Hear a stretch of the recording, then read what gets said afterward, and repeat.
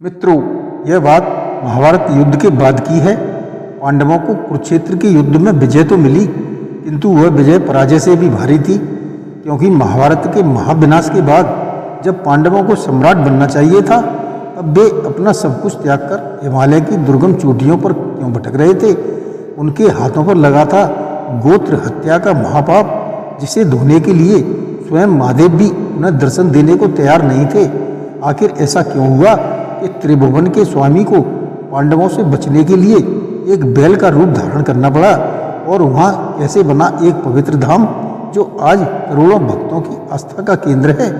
इस रहस्यमयी कथा को जानने के लिए बने रहें हमारे साथ इस रोचक कथा के अंत तक, और सब्सक्राइब कमेंट करके बेल आइकन दबाना न भूलें तथा शेयर अवश्य करें। धन्यवाद।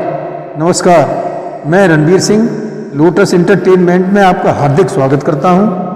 मित्रों, जैसा कि आप जानते हैं, 100 कौरवों का वध करने के उपरांत हस्तिनापुर को जीत तो लिया था, लेकिन शायद आप ये नहीं जानते कि पांडव अपने ही स्वयं गोत्री भाइयों की हत्या करने के कारण उस महापाप के भागी बन चुके थे।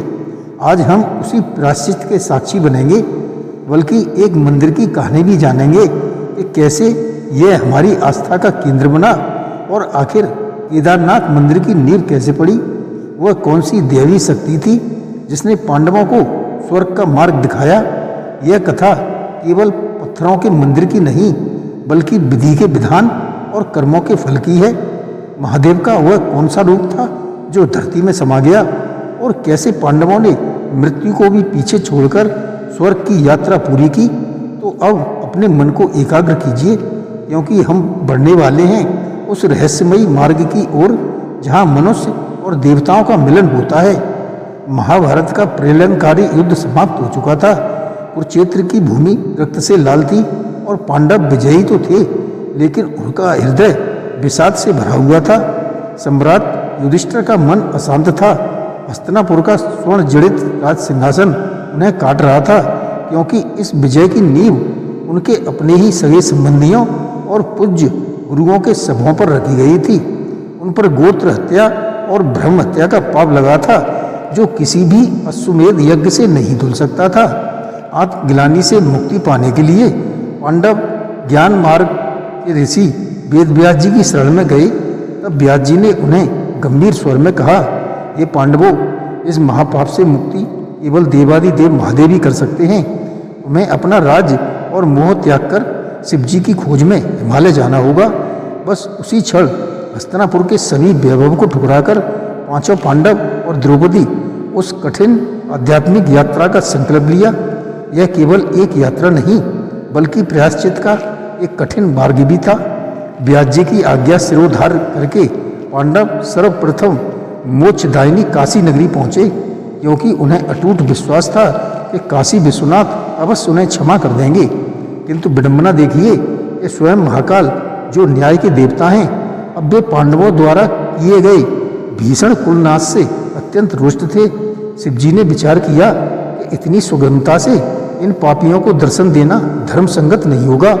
अतः पांडवों के वहाँ पहुँचने से पूर्व ही काशी से वे अंतर्ध्यान हो गए और हिमालय की बर्फीली वादियों में स्थित गुप्त काशी की ओर प्रस्थान कर गए।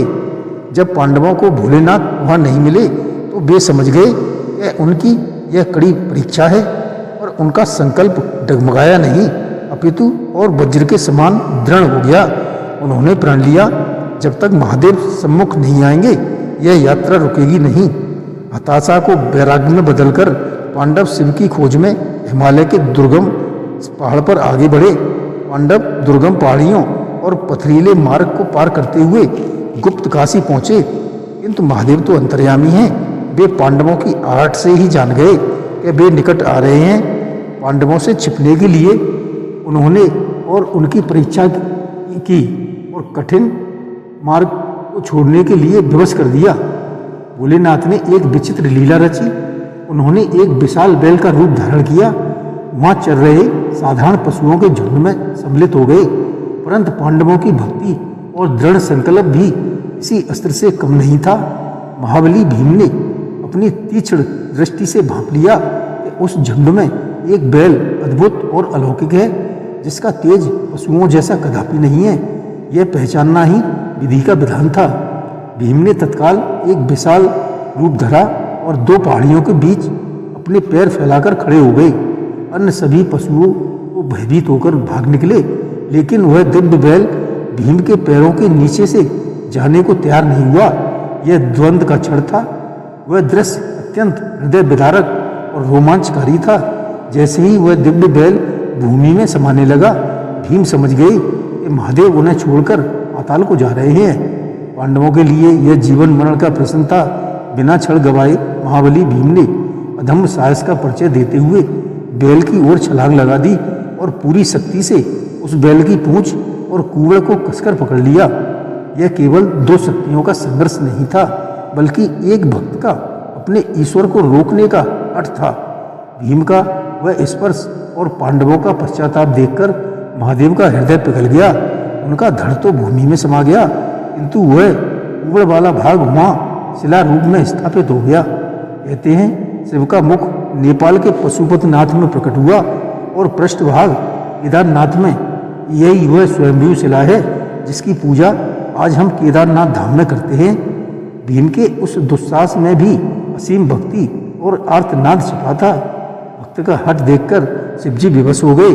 अभी उस पावन भूमि पर एक अलौकिक आकाशवाणी गूंजी, ये पांडवों, मैं तुम्हारी निष्ठा और पश्चाताप से प्रसन्न हूँ। आज तुम गोत्र हत्या के महापाप से मुक्त हुए।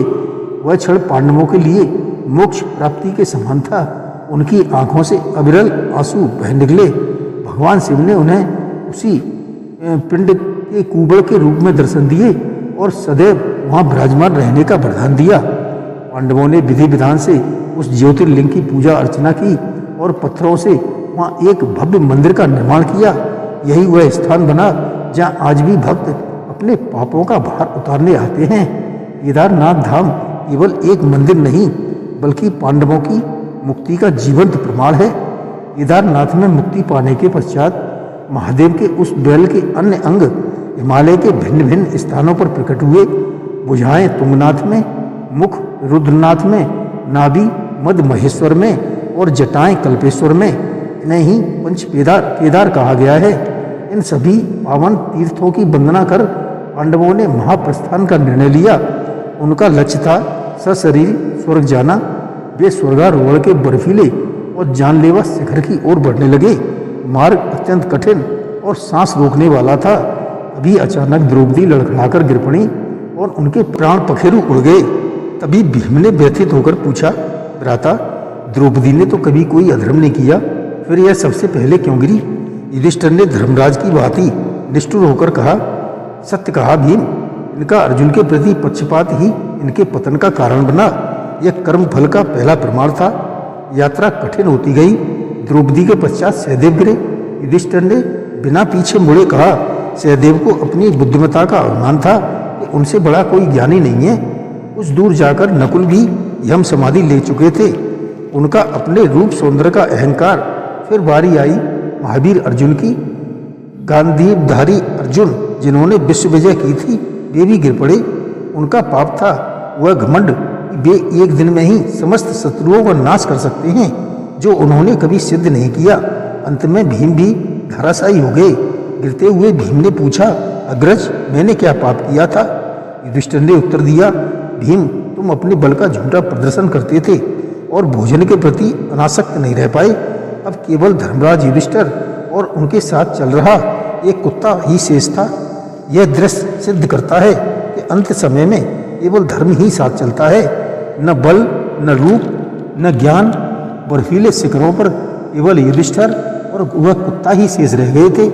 तभी आकाश से देवराज इंद्र अपना दिव्य रथ लेकर उतरे और उन्होंने युधिष्ठिर को आमंत्रित किया, हे धर्मराज, आपके पुण्य आपको सशरीर स्वर्ग ले जाने के लिए अधिकारी हैं। युधिष्ठिर ने व्यथित होकर पूछा, मेरे भाई और द्रौपदी कहाँ हैं? इंद्र ने उत्तर दिया, वे शरीर त्याग कर पहले ही स्वर्ग जा चुके हैं। अब आप मोह त्यागें। जब युधिष्ठिर रथ पर चलने लगे तो उन्होंने उस कुत्तों को भी साथ लेना चाहा। इंद्र ने कठोरता से मना कर दिया, स्वर्ग में कुत्ता वर्जित है। तब युधिष्ठिर ने अपनी निष्ठा और धर्म का परिचय देते हुए कहा, इस प्राणी ने अंत तक मेरा साथ नहीं छोड़ा। इसे त्याग कर मुझे स्वर्ग का सुख नहीं चाहिए। यह उनकी अंतिम अग्नि परीक्षा थी। तभी वह कुत्ता धर्मराज के वास्तविक रूप में प्रकट हुआ। युधिष्ठिर की करुणा और सत्य निष्ठा जीत गई थी।